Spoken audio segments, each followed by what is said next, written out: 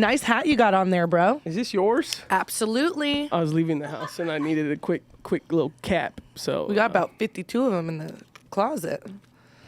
Of this hat? No, of hats. Oh, we yeah. have so many hats. Yeah. They're my jam. I always say you looked handsome in hats. You don't wear them enough, though. So I wear them pretty often. I mean, because I cut my hair every week. So to me, when it's like a bald fade, I look like I'm like, you know, it just looks crazy when you have a bald fade under. Yeah, no. And not to you. You're not like, I get my hair cut every. who? I get my hair cut Who do every you Friday. care? So this is Thursday. I like when you have a hat on. So Who it's do you growing care? up. But you never see me with a hat on with a bald fade. I and have, that's the and reason. and then when you wear it backwards, Yeah, Ashley has a thing for I white do. men. I really do. Like when he showed me, But I'm hood, so it's hard for her to get that. She thought marrying a guy that was half white, like it'd be like, ooh, I get my white man fantasy, and then she realized how black I was, and I don't know.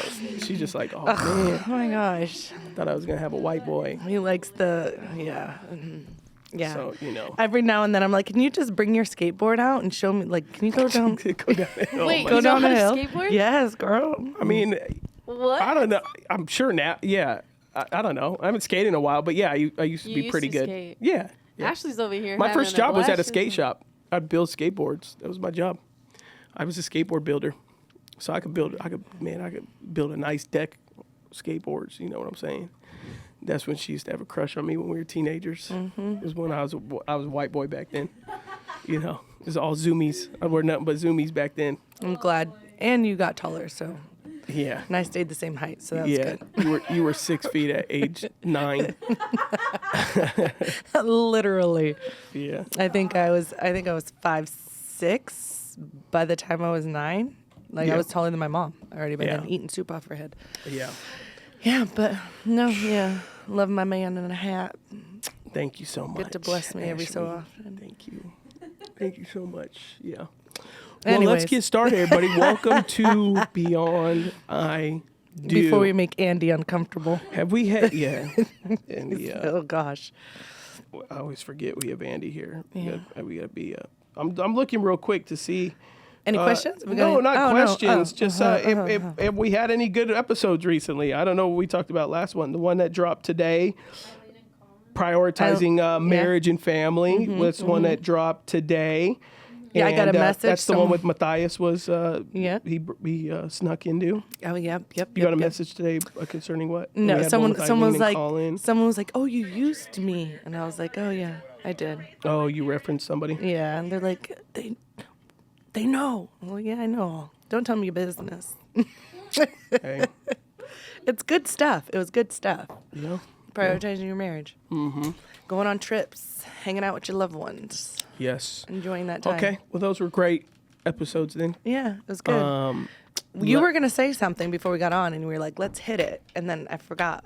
You and Nancy were going, what was the Well, conversation? because for people that don't know, sometimes what happens is well, if we have a guest, we kind of know, okay, hey, this is probably what we're going to talk about if we have some guests.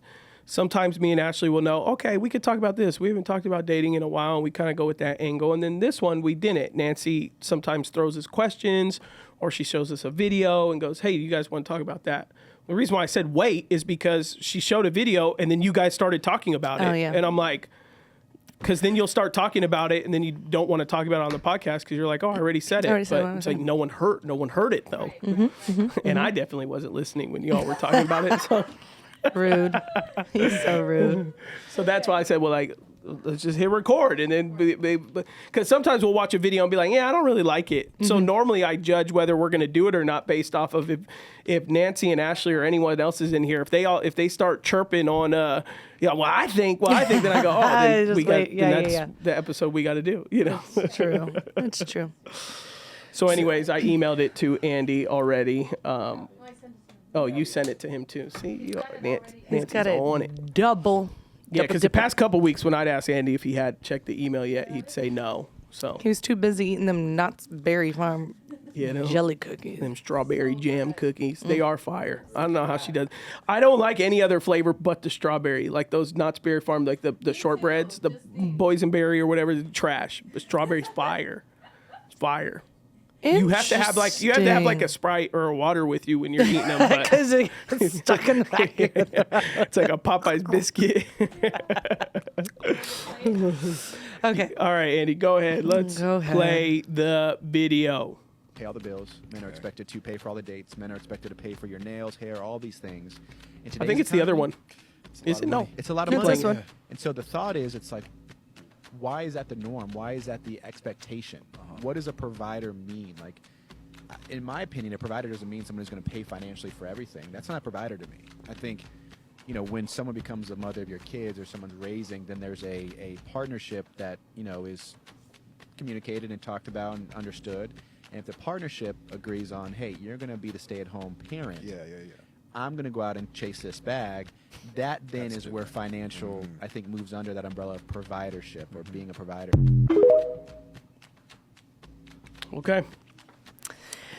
That's where it is. That's where it is. Okay. What were you guys saying about that before I interrupted? Because I had asked, I said, well, you know, I was talking about it because I was saying that you don't pay for my hair, you don't pay for my nails. And so then Nancy said, well, I think that was during the dating phase too, that a lot of men in their dating phase show that they can provide by paying for these things for the people that they are dating. Is that what you're saying? Yeah, it was like the video was referring to dating at first, and then he said, then that's when I said, no, I think afterwards is dating. Then he talks about I said marriage, and you were like, he didn't even mention marriage at all. Yeah. So I was like, oh wait, you're he right. mentioned kids. He mentioned having kids and a partnership, but not necessarily being married. But yeah, so the first point, I guess, of the video is he's talking about, okay, men are expected during the dating phase to pay for the nails, and he's like, pay for the food, and he's like, it's a tough economy out here. Yeah. So it's just kind of thinking, what are your thoughts? Like, is it okay for a man to do that? That's fine. Or is it like, should not be expected? So if I'm dating a guy for like a year, and he doesn't pay for my nails, doesn't pay for my hair. He'll pay for dates maybe, but so is that like, should I be like, oh, red flag or not? Yeah. I mean, Adam didn't pay when we were dating. That was an expectation that I had for him, and that was just something for me. Even now, it's not a necessity. It's something that I like to do. Like, I like to get my hair done. I love to change up my hairstyles. Love to be a different woman for you every now and then. But that's even now, like that we're married. That's something that I like to keep up with. So like even in the dating phase, if he were to see like, oh, I'm getting my nails done frequently, and he would have been like, hey, I'd love to pay for your, because you've done that before in dating, like, here, go get your nails done. Like, and it wasn't always, because it's expensive. They get expensive, and they're getting more expensive. So that wasn't something that I was like, oh, he's not a provider if he can't make me look good. I think that is on me to want to look good for him. So for me, I think that's a natural added that I should be giving to him. I should want to look good for him. So I should want to take care of myself and be able to say, like, if these are things that are important to me, because I mean, in reality, I don't really know a lot of men, and I could be wrong, that really care if their woman gets their nails done crazy, unless if you're just well kept, not dirt underneath your nails, like just a plain manicure. I don't think men really are like, ooh, I don't think a nails or lashes, hair, your hair better be kept. That is one of my things that I tell him. Like, if there's anything, my hair has to be done. Like, regardless, even if it's in a slick back bun, it has to be done. But when it came to him and I doing dating, there wasn't many times that I ever felt that the outer appearance of myself was something that he was like, I need to make sure this stays well kept, so here's the money for it. I think he already noticed that, like, I take good care of myself to where it wasn't something that he felt was a need that he needed to take care of. Yeah. I think I don't say that being like an independent woman, but I think that's just naturally a woman being well kept, because I think if you were to have done it initially, I'm going to be looking for it down the line. Well, okay, I need money for this. Okay, I need money for my nails. Okay, now it's not every 2 weeks, it's every week. Now it's this. I think there's this expectation that goes on down the line that now it can be extreme. To where it can kind of get out of hand. I think that getting your nails or your lashes or your hair done is what's the word I'm looking for? Is a like a luxury? Yeah, a luxury. Yeah, it's a luxury. It's not necessary. It's not. Yeah, I mean, I think that the problem with society right now, we've talked about it before in other episodes, is everybody's blurring the lines on what a relationship is. And so, like he didn't even talk about marriage. He talked about if you guys are dating and decide to have kids, like You're a partner now. you're skipping, you're skipping steps and skipping things. And so I understand why conversations like that happen. Right. Conversations happen like that because you immediately remove the fabric of progress of relationship through marriage, and you immediately create things that are equal to or lesser than. And so a woman's thinking like, well, I'm sleeping over at your house. We're having sex. We're this. I progressed the relationship in this way. Therefore, you have to start progressing the relationship in this way, which is you should start showing that you could provide for me and have your nails and all that kind of stuff like that, or help me with my nails, or help. So you show me you can provide. Whereas like a Christian approach is a man wouldn't pay for someone like a woman's hair or how she upkeeps herself, but he would begin to show ways that he could, number one, progress the relationship, which is, hey, this is where I'm at in life. I'd like to see if I'm going to date you, I'd like to see myself in the next 2 to 3 years married. I would like to date you and see if we court and if we can go in that direction. Right. And I'd like to see you in different seasons, in different avenues with my friends, your friends. Maybe eventually we'll add family to it, see how our families like each other and yada yada. And there's this progress, and and then at a certain point I'm gonna propose to you, and then we may decide together how we want to get an apartment or whatever. And there's like this progress of relationship, which can create expectations to say, oh, this is where this point of our life interjects. This is where this point where you start doing X, you start doing Y. But because everyone starts the relationship and within 90 days, they're like, it's all in. Well, that's now where all this stuff becomes, because like I'm hearing what this guy is saying, and there's a Christian side of me that's like, yeah, you shouldn't have to pay for a girl's blah, blah, blah, blah, blah. Right. Like, she's not your wife. 100%. But then there's if I remove the Christian aspect, it's like, oh, bro, you're like having sex and knocking each other up. Like, yeah, you should look out for her. Like if you want her to look good for you, like you should look out for, right.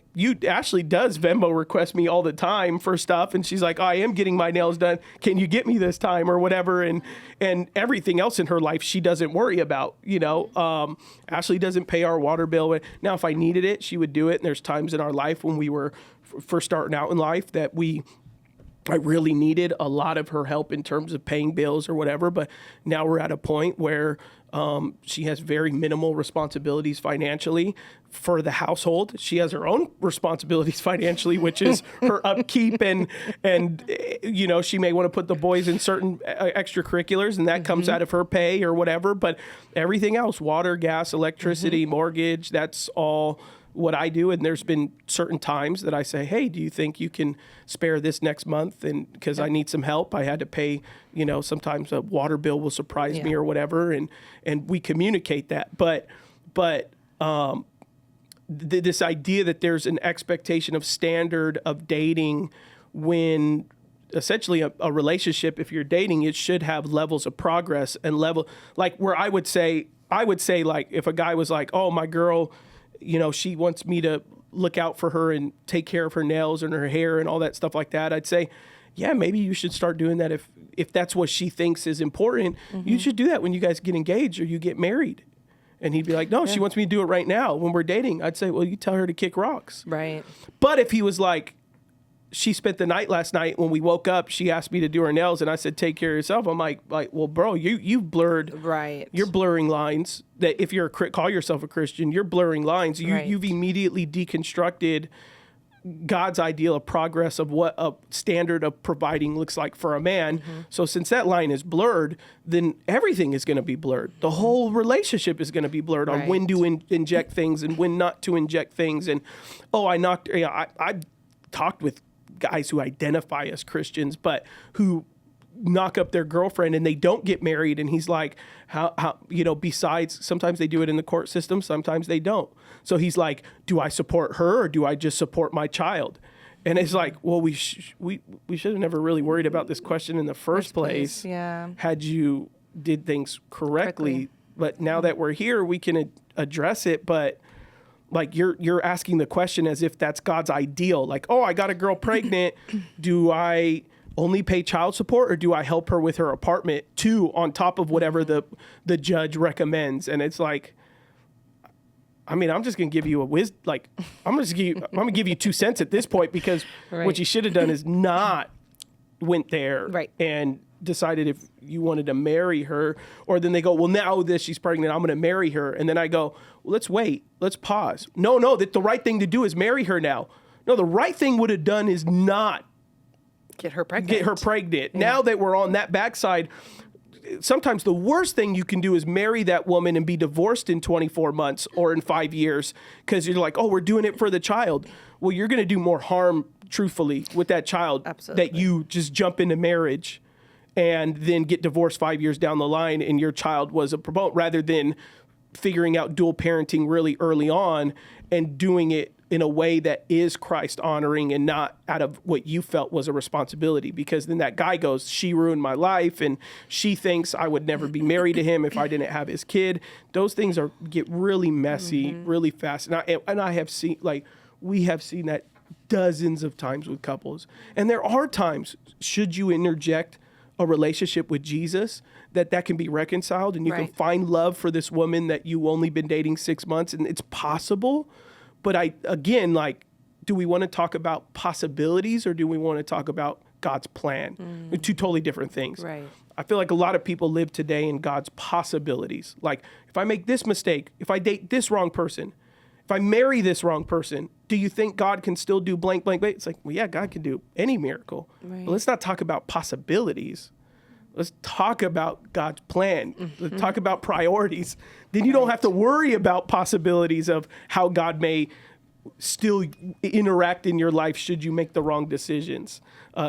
Work those boundaries right now. So, I mean, I see why there's debate around this conversation, because everybody's approaching relationships their own way. Yeah, and it's really sad that you're the conversation that we're having, because that is the topic of conversation. Because like, I think the people even in the comments and what he is even saying, like, this is the norm of the expectation. It's not even the norm of how does this person treat me? What is their character? What is their ethics? What's their morals? What's their relationship with Christ? It's how do you provide for me? And it's like, yeah, you could provide all day for me, but if you're coming home cussing me out, yelling at me, verbally abusive, like, I don't want you to provide for me. That's the last thing I want you to do. Like, I don't want to be around you if you're that type of person. Like, you can give me the world, but if I'm treated with disrespect and lack of character and lack of moral, like, if I'm fully, I don't want it. I don't want it. And I think that in that mindset is what you're saying, is like, people are looking at dating someone in the wrong way. Like, we're too busy and too consumed about what someone can provide for them exteriorly instead of inwardly. And I think that that's the issue that a lot of people are having when it comes to the dating life, because everyone's looking at what's the next best thing, or how can I get the next best thing, or how can I be in a room with the next best thing. And it's like, in reality, how do you be the next best thing for the person that God has for you, instead of worrying about how you get to the next rich person, or how they provide for you, or what shoes or designers or clothes that you're wearing, because you can provide all day and be a jerk. Yeah. And that's what we've seen. And we've seen that in a lot of relationships. We've seen that around a lot of close people with us, is that they can have it all and they are pure. Yeah, they're miserable. Yeah. Yeah. Yeah. So to go to like Nancy's point, like, okay, well, I'm dating. So like, how do I know, on a responsibility side, whether life can progress? Because essentially that's the theory. They're saying, if I date a guy, he needs to pay for my nails. He needs to pay because he needs to show me that, and a lot of these people don't bring up marriage, but maybe if they move in or whatever it is, it's like, he needs to show me that he could take care of me. And it's like, so then the question is, well, if he doesn't do those things, how do I evaluate whether it's the right element that I should let the relationship progress, which would be, in our perspective, would be to be engaged or to be married one day. And to me, it's very simple. No matter what stage of life he's in, there's few key principles especially in God's word, that makes a man a man. Right. And one of the first formidable one is, does he work hard? And that's what I was gonna say, Like because that- exactly. Because I didn't want you to think that with my statement, like the I don't want to say like finances don't matter, because they do to an extent, to be able to live, to be able to supply and have a home, have a covering in that way. Like, yes, the man still should be able to provide in some sort of way, but you also want to make sure you're finding a man that can work hard enough and then has good ethics and is kind. Like, I didn't want to get away from that. Like, it does still matter, but it is all within the work ethic as well. Are you willing to work on yourself? Well, there's other things. They're not independent, so they all grow on each other. Right. So it's, does he work hard? It was like, okay, Yes. check. He works hard. Okay. Does he have a relationship with God? Right. Yes, he did. How does he act when he's told no? Mm-hmm. Not just by you, but in life. Does he crumble? Does he throw a temper tantrum? Is the world always against him? I know men who like, everybody's always against him. Yeah. Anytime he doesn't have something, it's because someone doesn't like him, or someone's never given him the opportunity, or someone's never, it's like, oh bro, it's everybody. Maybe it's your fault. Right. Maybe you don't know how to work hard. Yeah. Maybe you don't know how to shut your mouth. Maybe you don't know how to talk to people. Have you ever thought about that? So it's like, does he work hard? Does he have a relationship with God? How does he respond to criticism? Does criticism make him a better man or a worse man? Not that he's not allowed to have a bad day or whatever, but how does he approach adversity? The additional thing, how does he treat his mother and father? Now, on both sides of that, how does he treat his mother? How does he view his father? Those two things are very important, okay? I mean, I hate my dad. He didn't do nothing for me. He blah, blah, blah, blah, blah, blah, blah, blah, blah. One day I'll be, and it's like, it doesn't mean that what he's saying is not true, but if it's coming from like, dang, he needs to let some things go. Right. Right.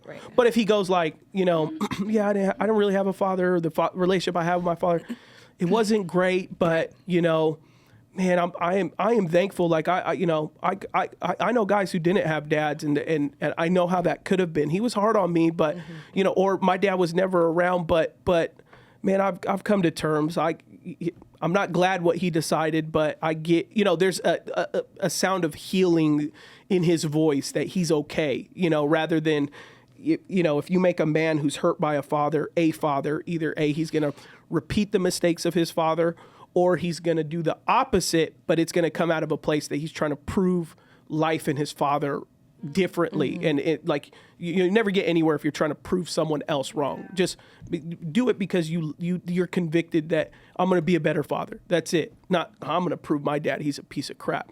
No, you don't need to do that, because now you're loving your kid with contingencies of trying to prove someone else wrong, and you're waiting for your dad to acknowledge it and notice it, or you're waiting for society to acknowledge and know it. So to me, how's your relationship with your mom? How do you talk to your mom? How do you view your father? That's important in that too. Going fifth down the line, how does he spend his money? Where's his financial priorities? Right?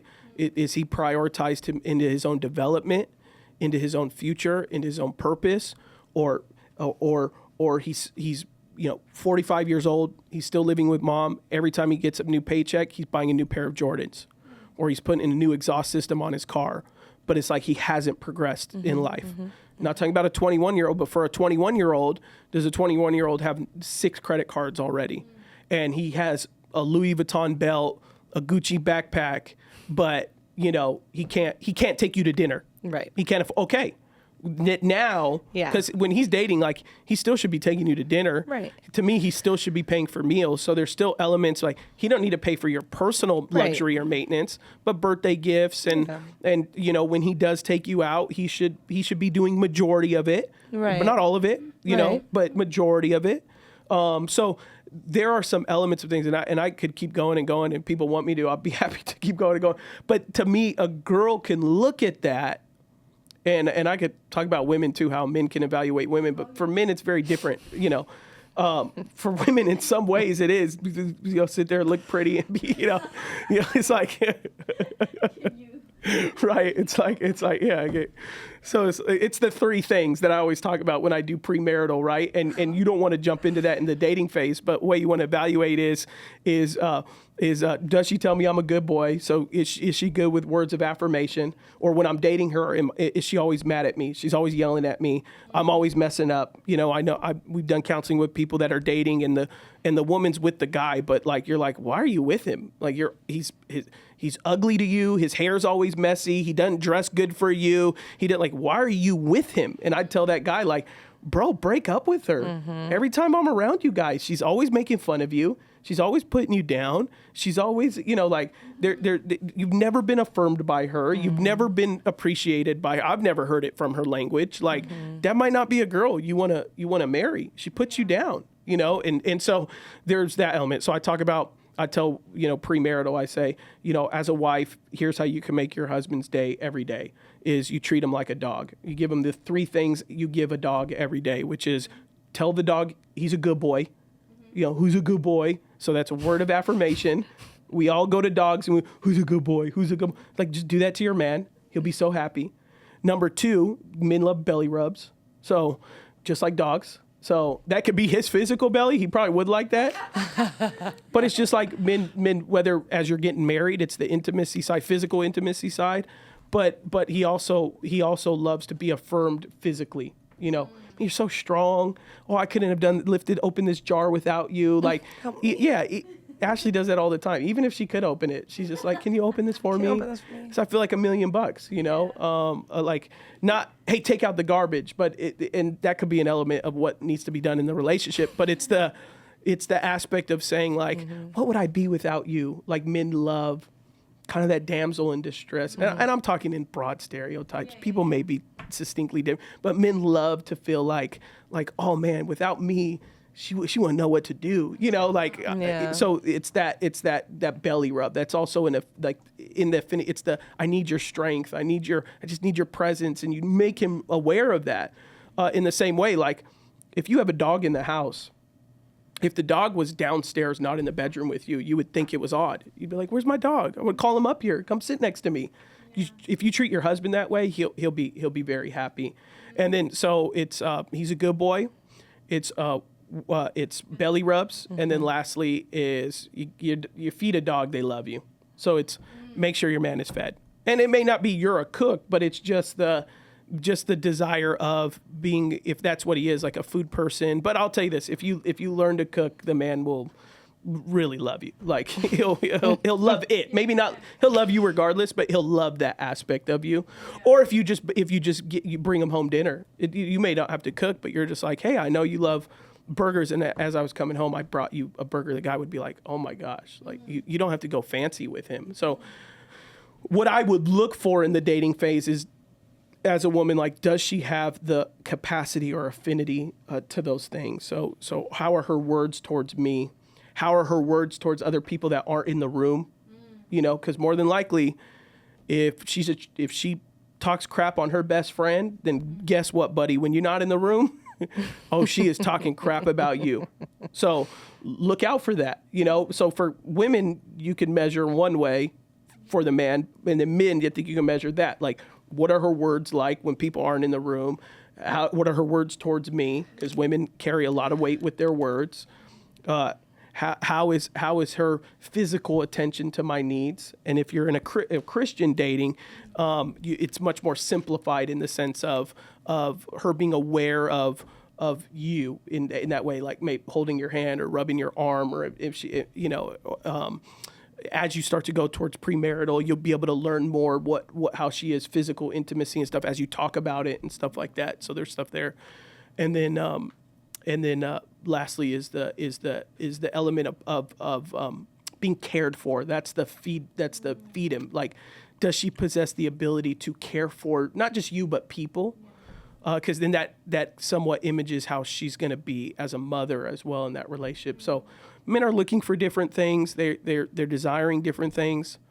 Women do their nails and wear makeup because psychologists say that's like a peacock that attracts men attention. So if more than likely, if women weren't validated by men with their hair or with their makeup, women would never do it. Right.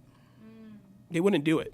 Right. They say they're doing it for themselves, but they're not, because they love a good compliment. So they are doing it, you know. And they go, well, my girlfriend could compliment me and I'm happy. And it's like, yes, because you could view it that way. But psychologically, you're doing it, you're adding to yourself naturally, because you're saying, hey, look at me. Look at me. My face is together. My hair is together. My nails are together. And so, like, that is a natural element of why girls. So for a man, depending on what type of guy he is, but he may be there's certain level. For almost every guy, there's a certain level of the woman caring for herself that he would like, you know. Right. Whereas opposite, there are women who are very pretty and put together, and they're just with dirty men.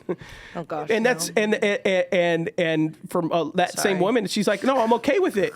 I'm okay with him being dirty, like, because that's not a traditionally expected thing, that the man is like a man who gets his eyebrows done or blah, blah, blah. We would say that's out of the ordinary. But a woman who does that, we wouldn't think that was out of the ordinary, you know? Yeah. I noticed when you always need a haircut. But that's important to me. Right. Yeah. I've been doing that since I was 13, having my haircut every week.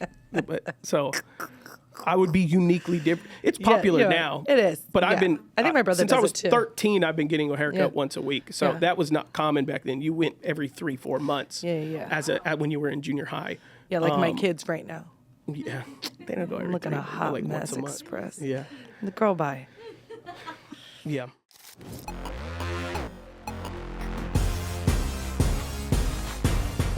All right, everybody, welcome to our advertisement. Yeah. So you're watching our episode. We did a short break. Yep. What do we got a little break for, Ashley? Oh, something really, really exciting that when you came home and told me about the news, I was overjoyed, and I hope you had 30 pieces, but you only had one, but it's okay. Yeah. We are going to be talking about our new partnership Yes. with an amazing jeweler. Yes. So we have big news. We've teamed up with the exceptional jeweler, Aaron Barnett, to bring you a unique jewelry experience, from precious metals to custom creations. Aaron has it all, whether you're treating yourself or surprising a loved one. So it could be for you or someone you love, okay? Mother, grandmother, sibling, spouse, Yep. a loved one. His jewelry is a testament to cherished moments. As part of our community, you get special discounts and a chance to visit his private showroom in Los Angeles. So for anniversaries, birthdays, or just because, discover Aaron's jewelry in our show notes. Elevate your relationships with exquisite pieces from our partner, Aaron Barnett. It's a great relationship that we have, because now we can offer great discounts to our Beyond I Do community awesome. to hook them up. And so you visit, like we said, visit the show notes, and let's get back into the show. No, that's really I don't know. good stuff. Did we get some? I don't know. No, that was really good. He's been saying, you're like, did we say anything? No, yeah, you No, did. that I was think really you offered. good. I think you offered just great points when it comes to evaluating a man who can provide, especially in the dating phase, because it's obvious in marriage, Right. whether it's going to be. Because he did mention, although he said partnership, he did mention a part that said, "Oh, you guys decide in the partnership for us to be marriage." Who's going to be the stay-at-home, if that's going to be a thing, or, which I agree, that's between, not everybody is going to be a blank statement where it's like, Right. oh, the women should always be stay-at-home. You know, Right. that's different. But no, it's good to have the questions when you're dating, Oh, because yeah. he's not going to be essentially the provider or paying my bills. Right. Because I think a big thing too is the comparison that happens when you're like seeing girls and posting like, oh, my man, paid for my nails. He always pays for them. Or every time we go on a date, like my man buys me outfits to wear. So I think an element of this too, this whole culture that's happening with dating, it's like, all the comparison that's happening as well, when Yeah. you're like, Yeah. other women are like, Yeah. oh yeah, the man is, but I don't know. There's an element too that's like, well, why is he, maybe he does have a heart to do that, or is he doing that with the intention to get something, And it may be one of those things or all of Yeah, those yeah, things, yeah. right? Like, Yeah. and he's thinking like, I could get into the cookie jar as easy as just buying pink for her nails, or whatever else that may be, Yeah, is right. yeah. We talked to people before, who are just slowly like, oh, Adam doesn't pay for your nails, or Adam doesn't this, and it's almost said like, oh, that's strange. I would think he Yeah, would, but yeah. Ashley could easily respond and be like, no, he bought me a house. Right. Oh, he takes care of. He sent me something the other day, which that's was a different so funny. type of quote unquote providing. You know, like Yeah. I don't need to take care of Ashley's. To me, little things. Now, Yeah. if she needed help, I bust my butt. I'll do it. Yeah. But I don't need to take care. And she works. We don't have Yeah. a single household income. Yeah. It's like I don't need to take care of her little things because I take care of the big things for her, Right. which to me that matters more. You know. Yeah. But there's the little things that he does that I think is really special to me is like when we do go on date nights, he'll buy and this has been since we've been married. Like in the beginning of marriage, I wasn't so comfortable in my own skin, so not so much. But now that I'm being more comfortable in my own skin and being comfortable with what he has picked out for me, he does pick out my outfits every now and then, and he'll be like, "Hey, why don't you wear that?" Or he's like, "Or you haven't worn that yet. Why don't you wear that?" Yeah. And it's things that he has bought for me. And so I like what he likes for me, especially if he's going to take the time out. And so I think, and it also goes into the blurred lines. If you do these things in dating, what it comes down to I think it goes down to what you had said. Like, if you're not married, you don't have to do these things. So something that's special is like telling me what I should be wearing for me in my marriage is something special to me now. Because if he did it prior, it's nothing special in dating. Because I'd be like, well, you've been doing this whole time. Like, yeah, I'll put that on later. But now, because it's been in our marriage for him and I find it more fun, if that makes sense. In the dating phase, As a greater value. Is what I think you're saying, you know? as a greater value than if he would have been like, "Hey, I bought you this outfit to go on a date night with me," and I'm like, "Okay, I want a ring." Like I want to, like, you know, that's what a lot of women are like. "Oh, that's nice. I got a puppy, but I don't got a ring." Like, "Oh, I got a house, but I don't got a ring. Oh, I got a car, but I don't got a ring." The desire for a lot of women, because there's this TikTok phase, how many likes to get a ring? Have you seen that one that's going around? Yeah, that's Or like a bag or something. Or a like that. bag. Yeah, I sent you the bag one, and I just laughed because the response was not one. He was like, "You need to do this every other week." I was like, "Oh, never mind. I don't need that bag." I told her, save your money. You want a bag? Go save your money. And that's save what he your said. money. He said, Like, "Save your money." I He give said- you enough No, freedom in you your know, life to decide what to do with your finances. No, he- you save your money He and told go me, and go. "Stop going on Shein, and then maybe you'd have enough money." Yeah. Yeah, because I also seen this clip. It was crazy where this girl was graduating and the boyfriend bought her a car. And I wow. was like, wow. I mean, I don't know if there's certain exceptions. Maybe she's been struggling, whatever. But I was just like, and the comments were like, wow, like if only my man could do that or stuff like that. And I'm just like, Dan, you bought her a car? She just graduated, I think it was college or high school. I don't know, something crazy. I was like, wow. Yeah. But here's what happens, because I've known that same situation before. How do you keep that up? Well, after? I no, don't the know. couple breaks up and the person who bought the car asked for it back. Yeah. So I've heard Yeah. it's just Yeah, you it's know, just again, crazy. people try to progress the relationship, and in their head, adding those things moves the relationship forward, and Yeah. it doesn't. Yeah. It doesn't create more intimacy. It doesn't create more commitment.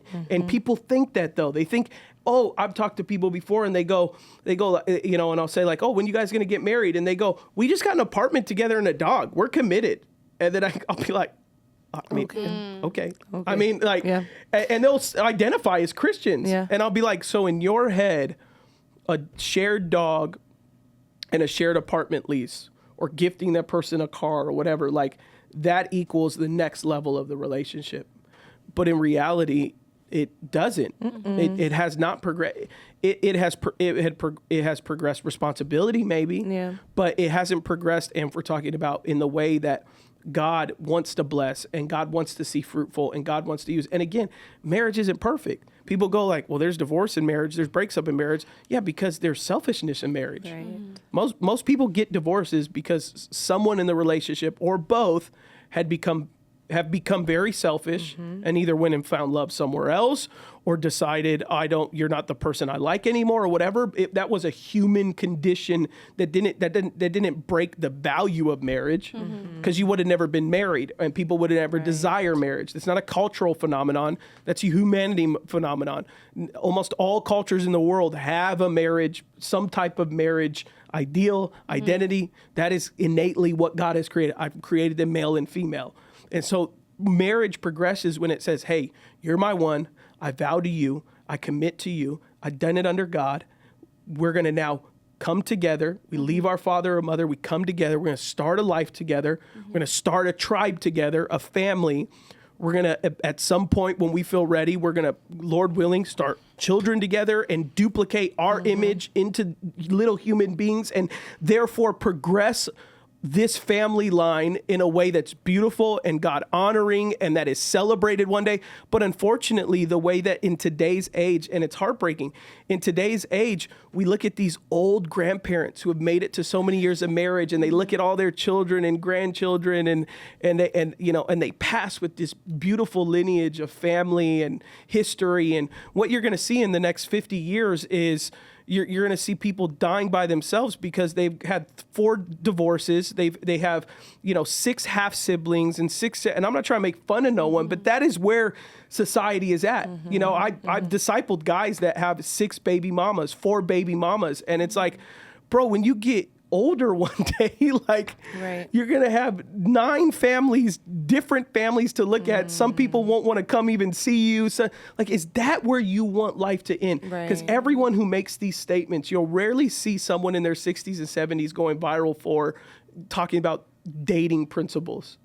People in their 60s and 70s and 80s, they go viral for talking about love lasting longer than a decade, talking about children who bear their image, who are at certain areas of their life and how their life has come, and we celebrate that.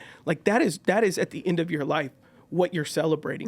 You're not celebrating the fact that you had 6 lovers from 20 to 40 years old and yet now you don't have anyone, or now you have all these different relationships. I'm not cracking on it, but that nobody romanticizes that. Because I would say it's not romanticized, because most things that we romanticize truly at the end of our life are usually biblical principles, 100%. Even for people who aren't Christians. Right. Yeah, the 80-year-olds aren't saying we lasted because he kept getting my nails done and my lashes done.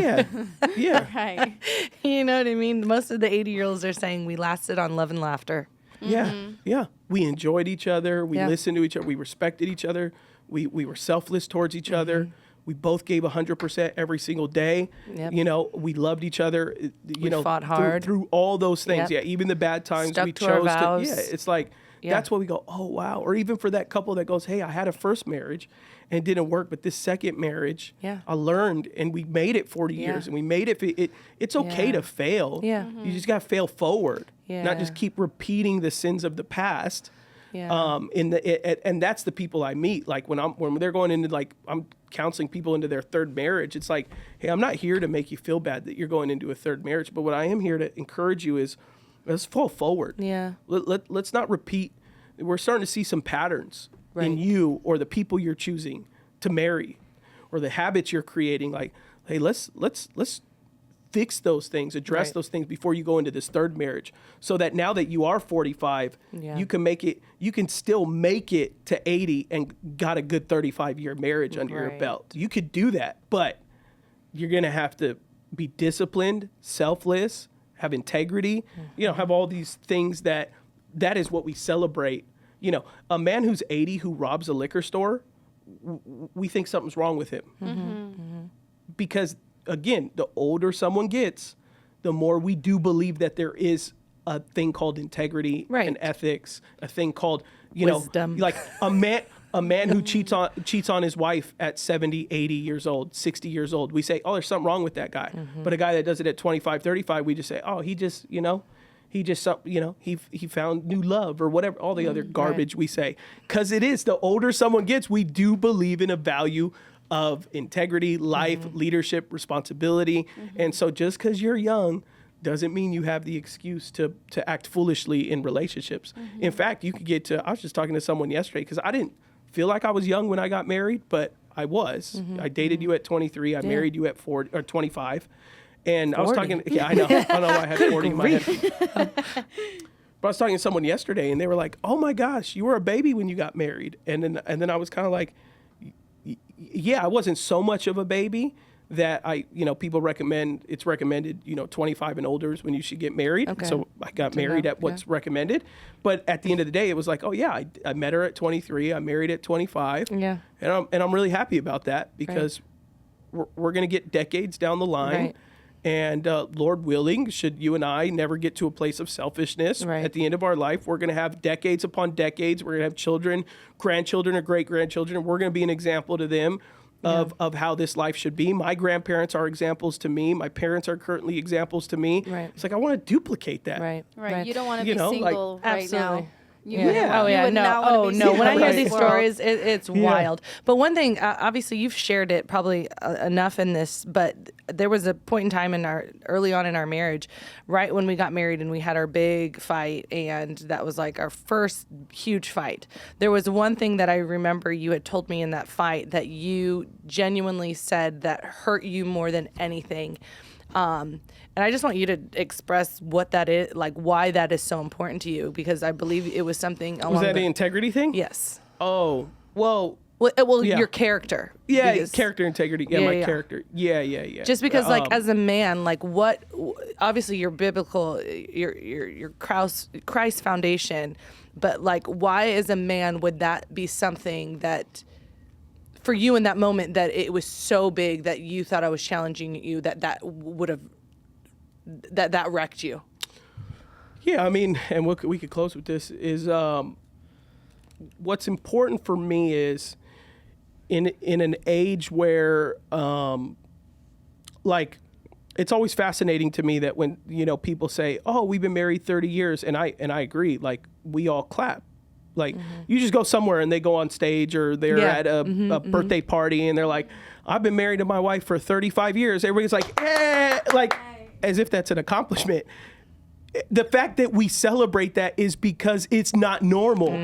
Like that is why it has become so uncommon. 500 years ago, people did not celebrate that stuff. It was very normal. Like the person that you were like, and the fact that divorce has always been around, but the identity of how we have it today, as if it's like an epidemic, is not. So for me, what was important from the beginning was that you always understood that I have character when it comes to, like, you don't ever have to, unless you have your own personal insecurity, you don't ever have to worry whether I'm flirting with a woman or staying late talking to a woman or texting a woman or whatever it is. And so I prided myself with you to over communicate areas of character integrity that might make you feel insecure. And so I felt like I was like, okay, like if there is any guy who's making sure that their wife knows, like, I'm faithful, I have character, like to the point where, I don't travel alone. I don't go places alone. I went to LA last week and I brought Jermaine for an hour. I don't even go to Los Angeles by myself. I don't do anything by myself. Other than if it's within the city, the moment I leave the city, your haircut, get my haircut, I'll go by myself. But like even still to this day, like 7 people have my location at all times. Right. You have my location. Yeah. Aaron and Erica have my location. Nathan and Sanaz have my location. Phil has my location. So I overly live transparently because I have a lot to lose and I don't want to lose that. And the biggest thing I have to lose is you. And so then one day when you're like, when I'm a youth pastor and one of my students on Facebook asks me a question about youth service and I respond, and then I come home, we've only been married for a few months, and you're like, I don't ever want you talking to that student again. Mind you, there was 20 other students that I was telling them when Bible club met or whatever, but it was one student who was pretty, who you immediately, and you go, I don't ever want you to talk to that girl. And I'm like, read it. And so then it was the very fact that you even had the idea when you had no reason to open up my computer, type in my password, which you had all those things. But it's the fact that something in you thought, I don't think I trust Adam today. So I was thinking, what did I do? How did I add to that? What did I? And so to me, it was an immediate question, like, and you're just like, no, I'm just keeping tabs. And to me, I'm like, no, you only do that when you question someone's character. And to me, that is everything. I have built my whole life, even as I fail forward. Like, there is no secret I have that either you or someone close to me would not say. Like, you can, like, if someone goes, Adam, I know you do this, I'd be like, yeah, I'll name 3 people who know about it, who've prayed with me about it, who have helped me out. I don't have those type of secrets. Right. I fail, but people know when I fail. I have people in my life because I want to be a better man. So when you were like, oh no, I just wanted to keep, and I did see something I didn't like, and so now I'm here to tell you how you should do things. I told you, either you could leave me,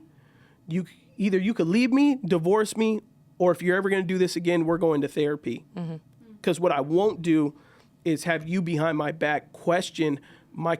And I said, I don't have secrets. What I'm saying is, I am admitting if you did that, there is something about me that you have questions about, and I want to go to counseling, or I want to meet with a pastor because I don't think I've done anything. Right. But if you said, oh no, it's not you, and come to find out, we had friends who had went through an affair, and you had trauma from other relationships, and we had to unpack. But if I just said like, okay, babe, I'll never talk to her again, and I acted like you had the right to do that, which you didn't. You had the right to do it if there was something questionable about me. Right. But the fact that and you're just wanting to keep tabs on me, because if you're looking for something, you'll find it. Oh, absolutely. Anyone that's looking for something, you'll find it. And if there was truth in that, then yeah, I would have owned it and been like, hey, but there was not. And then through that experience and through our counseling, I just learned, because of my wife's trauma, because of this thing we went through together, it just makes her feel better that if I respond to someone, I had add my wife into the message too. Right. So But I the one learned thing that. And I learned that, but it had nothing to do with me, but we had to figure that out. Yeah, and that's what you said And was in the really moment, good. I took it offensive. Right, You know, because and I it was pissed. unpacking. I found something. I found the insecurities that I had. It had Yeah. nothing to do with you. It had everything to do with me and my insecurities that I portrayed in a narrative on you. So you... And I took it extremely personal. Yeah. Yeah. But if I didn't say, as the leader of this relationship, oh, I'm not going to just let you be, I'm not going to let you be you. Right. Because oh, that's just my demons. I got to deal with them. Right. Oh, heck no. Right. We're going to counseling. Right. Like there's something, but there's something you're working through. Right. And then it turns out I had some stuff too, but it was like, no, well, I'm not going to just, anytime you tell me to not talk to a woman, I'm going to not talk to her. I'll never succeed in this career as a pastor if I could only talk to men and I can't talk to women. Like the 50% of my church is women. If I'm not allowed to do that, I can't. Then I'm a men's ministry. I have a church of men. You know, like that is not. So it was like I can't succeed unless you figure this thing out. Right. You know. Right. Or I figure out if there is something wrong with me and I have an aptitude to not be faithful to my wife. I got to figure that out. And through counseling, it was just like, oh no, you had some things you were working through, and we addressed it. Right. And you're far healthier today in that area than you were 9 years ago. Oh yeah. You know. Yeah. But again, a lot of guys I know, they just go, it's not worth the argument. So I just. You know, and I'm not talking about like your friend girl or what. It's like I had to talk to my career is to pastor youth. So it's like I'm responding to a youth student's, not her text message to me, a Facebook message. And it's like, you had a problem with that. And it was like, how do you want me to communicate with them? Email? You know, you're not allowed to email one-on-one. It's like, well, then I can't do my job. This is my job. But also, am I doing something that makes you think that I'm unfaithful? No, you're not. So, but other guys would just be like, okay, then I'll just go crawl in a hole and let my wife be mad at me all the time. And I was like, heck no, we're not doing that. Yeah. We're not doing that. I love you too much to not address this thing that's going on. And I didn't know what it was at the time. Yeah. I thought you thought that I was a cheater. So I'm like, heck no, I'm integral. And so I'm like, I got to prove to her I have character. Right. And then come to find out, had nothing to do with me. No. You know, you just never had a boyfriend that was faithful. Very you much caught so. men cheating on you. Yep. You caught, you know, and then we had our own friendships go through what we had just went to, and we were in proximity to the whole thing, and it was just like, oh, trauma's catching up to her. Married 2 months later. Yeah, and it's like, oh, trauma caught her. Yep. Yeah. But like, yeah, our marriage is where it's at today is because we take molehills and we beat those things down to flat. We don't take molehills and let them become mountains. And then it become a mountain. Us go, oh my gosh, we got to do something about this mountain. It's like, well, you guys just kept adding dirt to it every week by allowing each other to either be selfish, insecure, or whatever. Walking on eggshells. Yeah. Yeah. So, yeah, that was really good. Was there even a topic of that today? No, we started in singleness. Clip. I know. Yeah. We started in singleness, but then we ended in marriage, which is always a good teeter. Yeah, I like that. It's Yeah. best of both worlds. But at least you guys are just very good about addressing the situation, which I think is the tough part, because sometimes it's like you said, you don't, as far as I'm seeing like marriage, sometimes you rather not even open up that can of worms and be like, let's just not even pay attention to this. Yeah. But Well, one day we're gonna really do and one day we're gonna do an episode because I've wanted to and it reminded me now we're talking about this with Aaron and Erica. I want to do an episode where we talk about garbage idioms that exist. And here's what an idiom is. How'd you make your marriage right? Well, I learned very on that she's always right. Like that is one of the worst advice that a man That's what I was just can gonna give say. to another man to make his marriage right. That his wife is always right. Like. Well, and that's what I was going to say. And young men hear that and go, okay, like then that means she tells me what to do, and then she's always right. And it's like, no, my wife is wrong a lot. And I'm wrong a lot. Like, that is not what makes our marriage right, is the fact that either I submit to her every time and she's always right, or vice versa. Wait, you have to say the statement you said. Like, You told me last week. You told me, you said, I trust my wife in a lot of things, but there's a 50% chance she's wrong. well, yeah, because I meet these guys and they're like, yeah, my wife was done wrong. And I'm like, how do you know? And they're like, because she told me. And I'm like, bro, whenever my wife says that someone did her wrong, half the time I know that's not true. I'm like, you're a fool if you think that your wife every time at work, in life, at the grocery store, on the freeway. Oh, no, yeah, they just cut me off. Ashley, what did you do to get cut off? Oh, they just gave me the middle finger. What did you do? Oh, I guess I cut him off a little bit. And they're like, well, no, okay. Like, no, like, I'm just like, I'm always first, and she does the you same, have to but I'm know always your first, like, wife as well, because you know that I fabricate a lot of things. So for him, I'm like, I have to teeter with how I'm going to handle this conversation. And that's many women. Oh, yeah. You are different from many women in many ways, in the sense that you're very athletic and you're very like strong-willed in the sense of like getting your hands dirty and stuff. But you're also very stereotypical a woman in the sense that like. It ain't me. It's them. That person did it, whatever. So it's like, to me, I want to do an episode where you take like 10 idioms. That's good. Of like just terrible marriage advice. Yes. That'd be great. And I get the truth of when a man says that. He's saying like, your wife's always right, in the sense that like, happy life, happy. That's another garbage idiom. Happy wife, happy life. There are times that at the sake of your happiness, I'm in hell. So why would I want that? Why would I want that?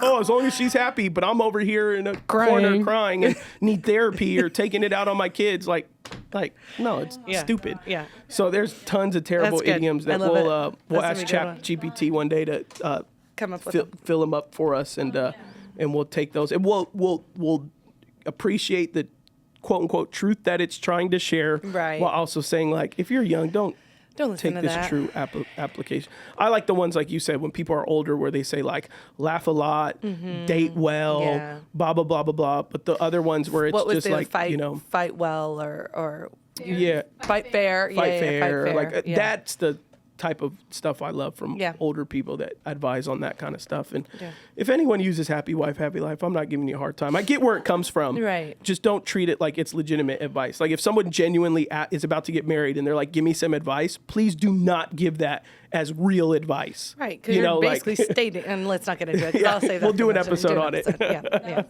That was good. All right. Everybody, thanks for joining. Peace.